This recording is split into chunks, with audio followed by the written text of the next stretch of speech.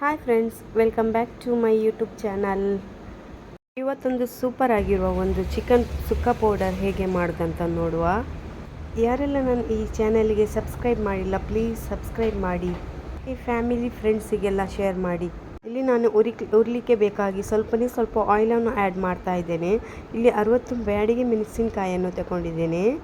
ನೀವು ಬ್ಯಾಡಿಗೆ ಮೆಣಸಿನಕಾಯಿಯನ್ನು ಉರಿಯುವಾಗ ಗ್ಯಾಸ್ ಫ್ಲೇಮನ್ನು ಸ್ವಲ್ಪ ಮೀಡಿಯಮ್ ಮಾಡಿ ಇಟ್ಕೊಂಡು ಉರಿಯಿರಿ. ಘಮ ಬರುವ ತನಕ ಫ್ರೈ ಮಾಡ್ಕೊಳ್ಳಿ.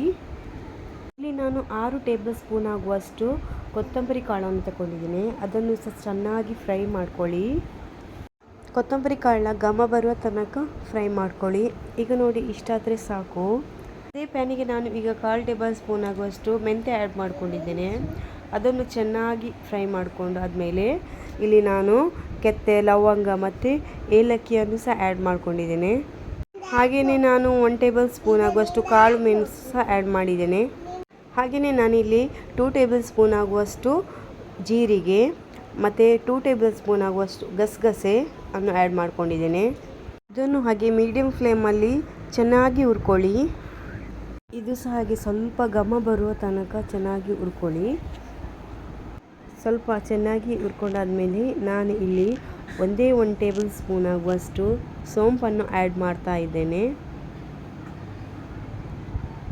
ಈಗ ನಾನು ಎಲ್ಲ ಇಂಗ್ರೀಡಿಯೆಂಟ್ಸನ್ನು ಚೆನ್ನಾಗಿ ಫ್ರೈ ಮಾಡಿ ಇಟ್ಕೊಂಡಿದ್ದೇನೆ. ಇದನ್ನು ಸ್ವಲ್ಪನೇ ಹಾಕಿ ಮಿಕ್ಸಿ ಜಾರಲ್ಲಿ ಪೌಡರ್ ಮಾಡಿಕೊಳ್ಳುವ. ತುಂಬ ಇರೋದ್ರಿಂದ ನಾನು 2 ಸಲ ಇದನ್ನು ಪೌಡರ್ ಮಾಡ್ಕೊಳ್ತಾ ಇದ್ದೇನೆ ಹಾಕ್ಕೊಂಡು. ಹಾಗೆ ನಾನು ಇಲ್ಲಿ 1.5 ಟೇಬಲ್ ಸ್ಪೂನ್ ಆಗೋಷ್ಟು ಹಲ್ದಿ ಪೌಡರನ್ನು ಸಹ ಆ್ಯಡ್ ಮಾಡ್ಕೊಳ್ತಿದ್ದೇನೆ. ಇದಕ್ಕೆ ಒಂದು ದೊಡ್ಡ ಗಡ್ಡೆಯಷ್ಟು ಒಂದು ಬೆಳ್ಳುಳ್ಳಿ ಹೆಸರನ್ನು ಸಹ ಆ್ಯಡ್ ಮಾಡ್ತಾ ಇದ್ದೇನೆ.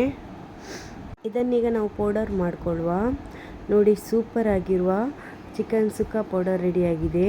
ಪೌಡರನ್ನು ಎಲ್ಲರೂ ಒಮ್ಮೆ ಟ್ರೈ ಮಾಡ್ಕೊಳ್ಳಿ. ತುಂಬಾ ಟೇಸ್ಟಿಯಾಗಿ ಬರ್ತದೆ.